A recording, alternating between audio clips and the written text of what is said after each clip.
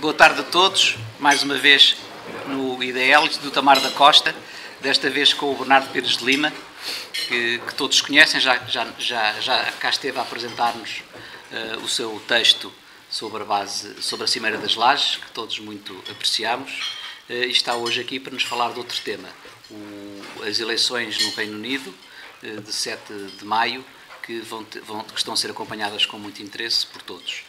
O Bernardo, como todos sabem, é licenciado em Ciência Política, está a fazer o doutoramento neste momento, esperemos que o conclua brevemente e com o brilhantismo que esperamos dele. Julgo que o seu doutoramento tem a ver com os Estados Unidos e com a NATO, se não me engano, mas agora vamos ouvi-lo sobre outro tema, que é um tema mais atual e que vai ter um desenvolvimento na próxima semana, que é as eleições no Reino Unido. Bernardo, faça favor.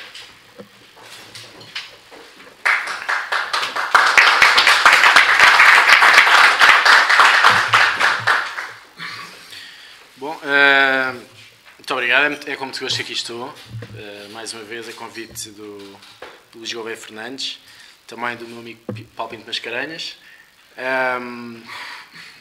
Acho que são iniciativas muito importantes, esta revitalização do IDL de uma forma mais centrada nos eventos e talvez menos na produção literária, chamemos-lhe assim, e esta habituação de vir ao IDL, discutir presencialmente, acho que é muito importante nessa revitalização do Instituto e, portanto, queria dar mais uma vez os parabéns por esta iniciativa. Eu, graças a Deus, não está aqui ninguém da Embaixada Inglesa, nenhum amigo meu da Embaixada, portanto eu posso ofender os políticos ingleses à vontade. E vou ser polémico o mais possível e acho que até vou sofrer algumas sensibilidades conservadoras na sala. Queria centrar estes 20 minutos, não é, em duas grandes questões. A primeira na campanha e em alguns cenários políticos. Como nós sabemos, está tudo em aberto, ninguém é capaz de dizer o que vai acontecer no dia 7 e, sobretudo, depois do dia 7. Mas a minha primeira parte seria sobre a campanha, sobre os cenários, e a segunda mais sobre a relação Reino Unido-União Europeia e toda esta problemática do pseudo-referendo de 2017, consequências para a União Europeia, consequências para Portugal e consequências para o próprio Reino Unido. No meu primeiro ponto, não me parece ser muito difícil compreender porque é que estas eleições são talvez as mais importantes do Reino Unido nas últimas décadas. E de certa maneira, nenhum líder está à altura do acontecimento. E esta é a primeira crítica que eu faço, é uma certa falta de agenda aprofundada, falta até de alguma sensibilidade para o compromisso. Nós vamos provavelmente entrar aqui numa década ou 2 décadas em que a maioria de um só partido é uma ilusão no sistema político britânico e, portanto, a proliferação partidária de mandatos na representação em Westminster vai obrigar a coligações de variedíssimas cores. E não há grande propensão no sistema político britânico para o compromisso político de longa duração, de legislatura completa. E esta campanha também não trouxe essa noção de compromisso político para a primeira linha. E, portanto, na minha perspectiva, e isto poderia ser até um exemplo para outros países europeus, essa falta de compromisso de médio e longo prazo entre as principais lideranças é talvez a grande crítica que eu faço. Depois acho que há uma certa radicalização do debate, muito por culpa, é curioso, de uma certa variação demográfica do eleitorado, quer do Labour, mais do Labour do que do próprio Partido Conservador. O Labour é hoje um partido de grandes minorias, uma grande coligação de minorias étnicas. E o Partido Conservador, que é sobretudo um partido inglês, é um partido assente no voto do eleitor branco, clássico. Mas o Labour tem, para além disso, uma questão a resolver interna, porque a base histórica do Labour é a classe trabalhadora branca e como é que, em termos de discurso, de narrativa, da própria nomenclatura de representação em Westminster ou local, como é que se conjuga estes fatores étnicos com uma base eleitoral branca, numa altura em que as dificuldades económicas podem tornar inconciliáveis a junção deste puzzle interétnico. Portanto, não vejo uma moderação do debate e acho até que se pode replicar um pouco aquilo que está a acontecer nos Estados Unidos com o futuro do panorama bipartidário dos dois grandes partidos ingleses. O Partido Democrata americano é uma constelação de minorias étnicas, é isso que dá a vitória a um presidente americano do lado democrata. O Partido Republicano é um partido de eleitor branco, muito assente até na sua matriz religiosa, ou nas suas várias matizes religiosas. E no Reino Unido nós estamos a acompanhar um bocadinho a mesma evolução. O Partido Conservador ser um partido de eleitor branco, classe média alta e sobretudo centrado em Inglaterra, no centro e no sul inglês. E o Partido Trabalhista mais a norte e também no sudoeste, uma mescla de classes e de identidades étnicas. Portanto, podemos ver, como nós vemos nos Estados Unidos, um radicalismo grande no sistema político, uma falta de compromisso grande até em decisões, grandes pacotes legislativos, no debate do Congresso, e transportar isso para aquilo que pode ser o presente e o futuro em Inglaterra. Mais radicalismo, menos cenários de compromisso, sendo que, como eu disse no princípio, a probabilidade de não termos durante os próximos 10, 15, 20 anos maiorias de um só partido em Inglaterra é muito grande. A minha primeira questão dentro deste jogo político de campanha ou cenários futuros é um pouco levantar o primeiro paradoxo desta campanha, que é porque é que o David Cameron não descola nas sondagens ou vence confortavelmente esta eleição? Basta recordar que o Reino Unido é a economia que mais cresce no G7, está à volta de 2,8% do PIB no último ano, tem um desemprego já na ordem de 2008, portanto, no pré-crise, 5,6%, faz inveja a qualquer país europeu. É o primeiro país da UE como destino de investimento direto estrangeiro. Ele próprio, David Cameron, tem uma taxa de aprovação a mais alta destes 5 anos, 41%, Miliband tem 23% de aprovação. Portanto, como é que se explica que, com este cenário macroeconómico, um certo clima de otimismo financeiro e económico, ele não tenha conseguido descolar e até não tenha, digamos, potenciado a falta de carisma do líder da oposição, que é evidente. Eu acho que há várias razões para isso. A primeira é que é preciso dizer que falta alguma dimensão política a David Cameron. Ele não é uma senhora Thatcher, ele não é herdeiro daquelas grandes figuras políticas do Partido Conservador. Ele é um homem que vem dos gabinetes de estudos, que vem de uma certa elite académica, como é geral na elite política do Partido Conservador. É um homem com alguma telegenia, mas não é um grande estadista. E, do ponto de vista estratégico internacional, encurralou o Reino Unido e encurralou-se a ele próprio com uma série de derrotas internacionais, que já lá irei à frente. Depois, parece-me que, através dessa agenda muito eurocética, aqui e ali até anti-União Europeia, para estancar o crescimento do UKIP, alienou o centro. E, portanto, o centro, dando aqui uma maior magnitude a uma vitória, ou nas sondagens poder fazê-lo descolar de David Miliband, ele alienando o centro também pode ser uma razão para não descolar. Depois aplicou, de facto, medidas muito duras, quer dizer, o ajustamento, entre aspas, não é?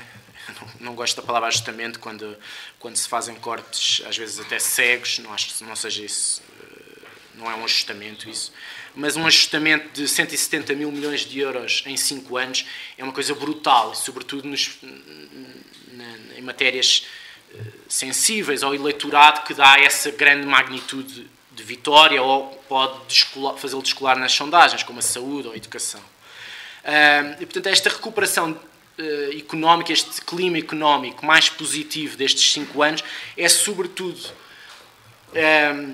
consequência de uma recuperação no emprego, mas não é consequência de uma recuperação no rendimento. As pessoas ainda não sentem que tenham mais dinheiro ao fim do mês, que que haja, de facto, um desafogo fiscal. Esse é, de facto, uma base programática para os próximos 5 anos, é uma coisa que ele tem trabalhado na campanha, mas há muito mais uma recuperação no emprego do que a recuperação no rendimento, e isso não se traduz também num voto cego no Partido Conservador. Portanto, há muita indecisão, e isso leva a que as sondagens aproximem todos estes líderes. A segunda questão, que é uma questão fundamental no presente britânico, na futura constelação de coligação que possa vir a ser formada, ou até na própria manutenção do próprio Estado Reino Unido, como o conhecemos, é a esmagadora subida dos nacionalistas escoceses na Escócia. Há sondagens que apontam para a totalidade dos mandatos em Westminster, há outras que dão um eclipse total do Labour na Escócia. A verdade é que também é outro paradoxo aparente, como é que uma derrota dos nacionalistas escoceses no referendo de setembro sobre a independência leva a que a resposta dos escoceses seja reforçar o partido que perdeu esse referendo. Ou seja, é uma espécie de mecanismo de compensação. O número de militantes do SNP quadruplicou desde setembro. Eles têm mais militantes hoje em dia do que as Forças Armadas Britânicas. E são o terceiro partido de Inglaterra, do Reino Unido. E vão ser também, provavelmente, o terceiro partido com mais representação em Westminster. Não é só a lógica de Inglaterra versus Escócia no plano legislativo que vai estar aqui em causa em Westminster.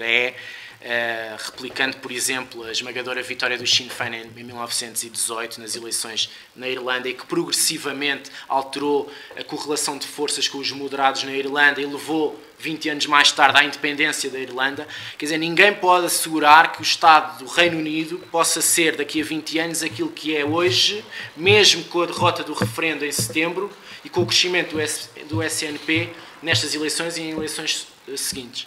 Portanto, eu acho que há um ponto enorme de interrogação sobre a unidade do Estado, tendo em conta este movimento compensatório de militância no SNP, de esvaziamento completo do Labour na Escócia, do Lib Dem também. Aliás, o único partido que cresce um bocadinho são os conservadores. E, portanto, uma certa lógica de anti-unionista em Westminster. Vamos ver se o SNP for chamado para algum tipo de coligação, que tipo de papel legislativo é que vai impulsionar em Westminster, anti-inglês, sobretudo. Este é um debate muito importante no Reino Unido. A lógica do representante, do deputado inglês votar legislação para a Inglaterra e excluir todos os outros. Isto é um debate presente no Reino Unido. E, portanto, aquilo que me é dado a ver é que o fator identidade na Escócia tem sido muito mais importante do que a clivagem classista, sendo que o debate Labour-conservador é hoje um debate recauchutado da luta de classes. O Labour quer ser um partido da classe média, classe baixa, e tem um discurso de facto agressivo contra quem tem mais rendimentos, digamos, a mancha gráfica e social dos conservadores é muito marcada, e por isso também há aqui um sentimento anti-Tory em muitas regiões do Reino Unido, de ser um partido que defende apenas e só uma classe alta de rendimentos muito elevados. Portanto, na Escócia a identidade é hoje mais importante do que a clivagem classista. Esta era a segunda questão, o crescimento do SNP e como é que isto pode alterar as equações de poder interno e também moldar uma futura coligação. Há aqui cenários de última hora, quer dizer, não é possível hoje, a uma semana das eleições, dizer como é que vai ser uma coligação, mesmo que os conservadores tenham mais mandatos e não percentagem. O que interessa aqui são os mandatos. Pode até acontecer que os conservadores tenham mais percentagem, 3 ou 4 pontos, do que o Labour, e tenham menos mandatos em Westminster. E, portanto, aí há uma questão digamos, constitucional aberta, quem é que começa por tentar formar governo, e a constelação à esquerda é, digamos, mais forte no sentido de haver mais compromisso à esquerda do que à direita para formar maiorias. Não estou em crer que ninguém queira ir para o governo formando um governo de minoria, apenas com a garantia um pouco informal de que o orçamento seja passado, ou que o discurso da rainha, que é uma espécie de apresentação do plano do programa de governo, seja aprovado por maioria, digamos, ficando refém de pequenos partidos nessas duas votações, e portanto que não dê qualquer estabilidade de longo prazo, e daqui a 6 meses, um ano, podemos ter outra vez eleições. Portanto, não vejo que o Partido Conservador, que tem menos condições para formar coligações à direita, e com o Lib Dem, que é o parceiro de coligação dos últimos 5 anos, também em regressão, soluções que cores neste arco-íris de coligação é que à direita pode ser feito. Ora, isto, extrapolando já para o referendo de 2017, pode inviabilizar o próprio referendo. Eu acho que só há referendo se os conservadores conseguirem formar governo e liderarem esse governo. À esquerda não há o mesmo compromisso com o referendo. E devo dizer que ainda bem. Mas os cenários de última hora, e isto acentua um pouco a imprevisibilidade dos resultados, em primeiro lugar, o crescimento do SNP, dos nacionalistas escoceses, pode beneficiar David Cameron, não é? No facto de eliminar a presença do Labour na Escócia, reduzir-lhe o número de mandatos e, com isso, haver até alguma transferência de voto do centro, que vota habitualmente Labour ou conservadores, de acordo com as lideranças, para David Cameron. Exatamente para resguardar numa futura coligação uma cotada de poder que iniba o SNP de ter David Miliband ou qualquer outro líder no bolso. Depois, não sabemos que voto útil do UKIP é que vai para Cameron. E também não sabemos que voto útil do Lib Dem ou do Labour é que pode ir para o Labour ou para os conservadores. Portanto, há aqui questões muitíssimo em aberto. Eu não queria focar muito na aritmética, porque acho que é imprevisível. O que as sondagens se inclinam é para uma leitura de vitória dos conservadores, por uma margem pequena de mandatos, mas que isso não signifique que seja mais fácil para os conservadores formarem qualquer tipo de coligação, porque não há parceiros que lhes deem a maioria absoluta. O Lib Dem não lhes dá uma maioria absoluta, e a probabilidade de podermos ter um UKIP no governo é diminuta, para já, porque o UKIP vale muito poucos deputados em Westminster, ainda bem, mais uma vez, e porque não me parece que a jogada de David Cameron seja incluí-los no governo, é exatamente extremar o discurso durante estes anos em relação à Europa para colocar exatamente o UKIP no seu devido lugar. Também devo dizer que desde 1950, 70% dos lugares em Westminster não mudam de cor. Portanto, há um certo conservadorismo no voto. E, portanto, vamos ter aqui algumas constituencies que serão os swing states, chamemos-lhe assim.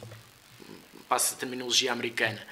E são, sobretudo, no norte de Inglaterra, norte e centro de Inglaterra, e no sudoeste. E aqui a transferência entre Lib Dem, Labour, conservadores é interessante, e também é interessante ver como é que o UKIP se constitui como segunda força em muitas destas constituencies e pode ser, numa eleição futura, uma mola de alguma aderência à realidade, em vez de ser um epifenómeno, ser um movimento mais constante.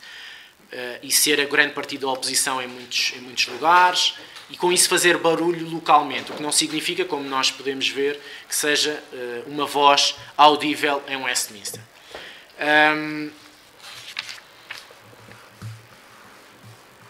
A minha quarta questão, também um pouco trabalhando um cenário à esquerda, como eu disse, acho que à esquerda há mais condições para coligações que garantam a maioria. eu acho que vai depender aqui de duas situações. Em primeiro lugar, do resultado do Lib Dem, e se o Lib Dem é uma espécie de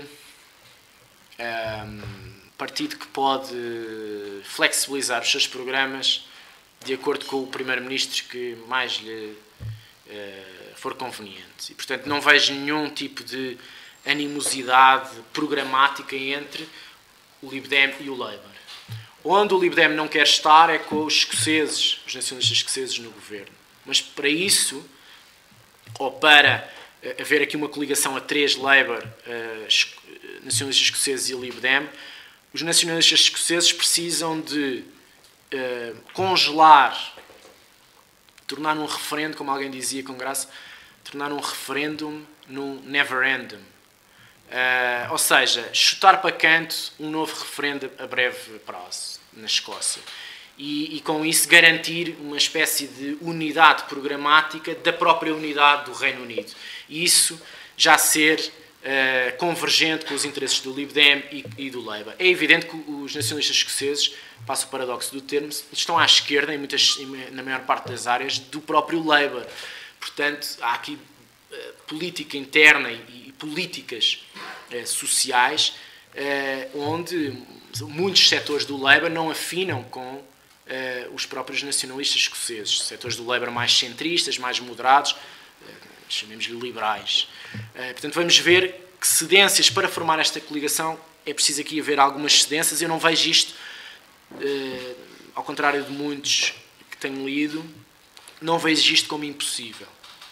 E acho até que há aqui um ponto muito interessante, que é um pouco um estratagema político entre o Labour e o Lib Dem para contrapor à questão do referendo conservador à manutenção do Reino Unido ou não na União Europeia, que é um período de debate constitucional. É um período que ambos os manifestos acentuam, embora não tenha sido muito trabalhado pelos mídias, a realização de uma grande convenção nacional sobre até uma própria Constituição escrita no Reino Unido, que consagra um federalismo político que possa acomodar a Escócia com autonomia fiscal, com outros poderes, um próprio Parlamento para a Inglaterra e, portanto, transformar aqui a própria orgânica do Estado numa orgânica mais acomodatícia para todos estes interesses e isto favorecer uma coligação a três.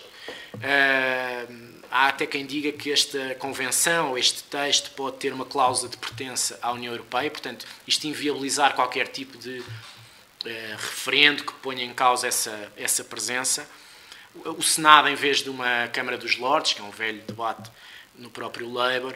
Portanto, acho que há aqui um debate constitucional ou constituinte, se quiserem, como contraponto àquilo que é um debate mais de tudo ou nada dos conservadores em relação à forma do Estado e à própria relação com a União Europeia.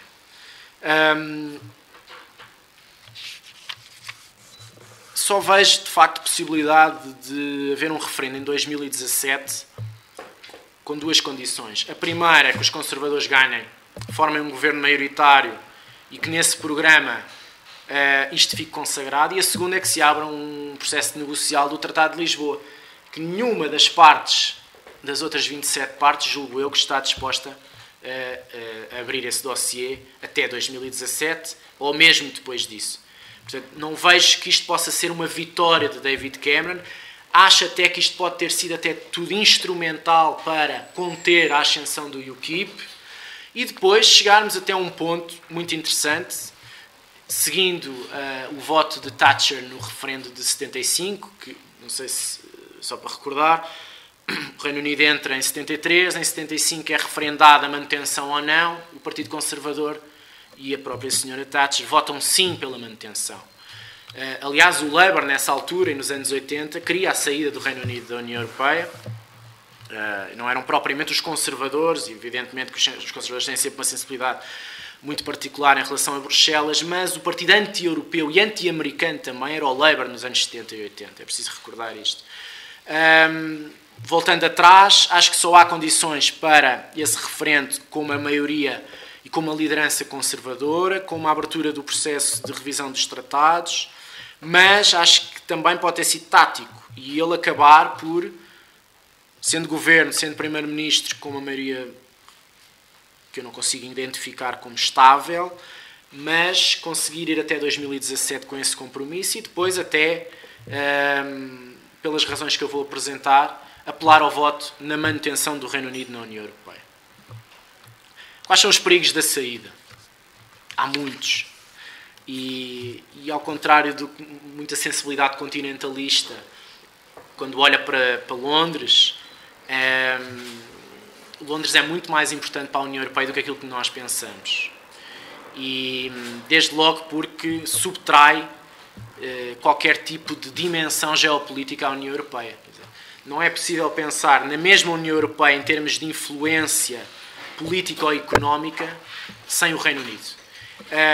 O Reino Unido é a quinta economia do mundo, é um dos grandes financiadores da UE, é uma potência nuclear, tem presença no Conselho de Segurança, é o único, a par da França, capaz de projetar uma força credível e rápida em diversas geografias com mais ou menos crises evidentes, é um pilar do livre comércio, é um adepto do mercado único, dos alargamentos e também do fim dos monopólios estatais, algo com que muitos países da União Europeia se têm confrontado em termos de políticas públicas até. Portanto, desequilibraria a UE para um centro continental, que já é mais ou menos evidente em muitas dimensões da União Europeia, mas que tornaria toda a política de alianças dentro da União Europeia muito mais desequilibrada. Além disso, descapitalizava a relação com os Estados Unidos. Eu acho que só o David Cameron aqui ainda não percebeu. Até o próprio David Miliband já percebeu isto em entrevistas recentes. Não há interesse norte-americano no Reino Unido, não há o mesmo interesse norte-americano no Reino Unido com o Reino Unido fora da União Europeia. O David Cameron tem uma espécie de mecanismo de salvaguarda de todas estas situações desequilibradoras ou caóticas, que é substituir o ser membro de pleno direito da União Europeia por acordos de livre comércio com países individualmente ou até com a própria União Europeia, sendo certo, do tipo modelo Suíça-União Europeia. Sendo certo que isto é muito difícil de encaixar para todos os países membros e porque o acordo de livre comércio que existe, ou o acordo político que existe entre a Suíça e a União Europeia, salvaguarda a livre circulação de pessoas, para além do tipo de livre comércio que também baliza. Ora, uma das questões que David Cameron tem galopado às costas do UKIP é exatamente a questão da imigração. É muito duro, ou é mais duro do que a linha tradicional conservadora. Sobretudo para países que são parceiros da União Europeia, do leste europeu, do grande alargamento da União Europeia. Portanto, tem uma retórica muito hostil em relação aos imigrantes e há diversos estudos que desmentem esse fator de atrito social e dizem mesmo que não era possível esta alavancagem económica do Reino Unido sem essa mão de obra imigrante. Portanto, de certa maneira, esvazia a argumentação mais radical de David Cameron. Isto para dizer que o modelo suíço de relação com a União Europeia que ele pode eventualmente dar como alternativa aos eleitores não responde ao dilema da imigração. Porque o modelo suíço garante a livre circulação de pessoas e o que ele quer é continuar com esta política à la carte de Schengen não, mercado único sim, alargamento sim, zona euro não. Isto é muito difícil de sustentar no tempo. Quer dizer, chega a uma altura em que a própria capacidade negocial de Londres em Bruxelas é muito menor, como nós já estamos a ver, em muitas dimensões. Vejam, por exemplo, as duas cimeiras de Minsk para resolver a Ucrânia, onde o Reino Unido não esteve. Portanto, isto já é um sintoma de afastamento das grandes decisões. Mas em termos de economia real, isto tem um impacto brutal. Quer dizer, não é possível. Não é por acaso que o banco, o HSBC, ontem ameaçou tirar a sua sede de Inglaterra, por causa desta incerteza em relação a levar a cabo o referendo ou até toda esta dinâmica confrontacional com Bruxelas. Eu acho que Bruxelas tem imensos defeitos, toda a União Europeia tem imensos defeitos, mas é preciso perceber até onde é que a nossa influência se mede, estando fora ou estando dentro, para corrigir estes defeitos. O que ele joga é um jogo de tudo ou nada, muito perigoso. Há muitos estudos que dizem que, na eventualidade muito plausível de não haver nenhum acordo de livre comércio que substitua esta relação, este vínculo com a União Europeia, até 2030 pode haver, em termos de contração de investimento estrangeiro, de todo o impacto que esta incerteza ditará, 300 mil milhões de euros de perdas para o Reino Unido, para a economia real. Isto não tem um impacto só direto na economia do Reino Unido, quer dizer, tem um impacto na Irlanda.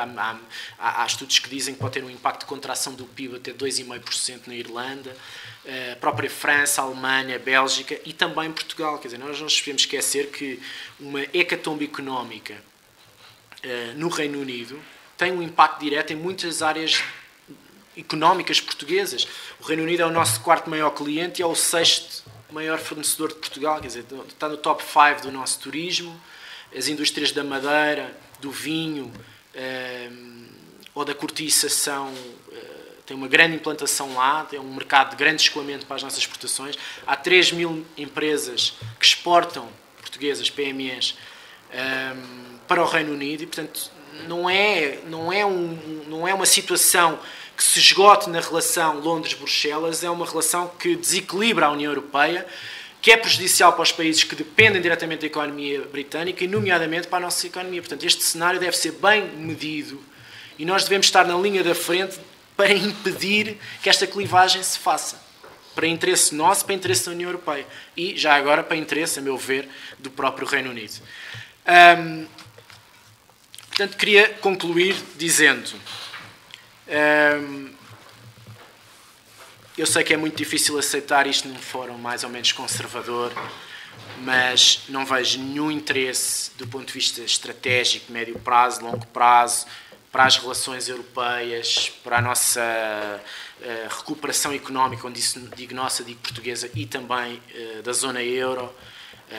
Não dissocio zona euro de países não da zona euro, acho que há convergências muito grandes.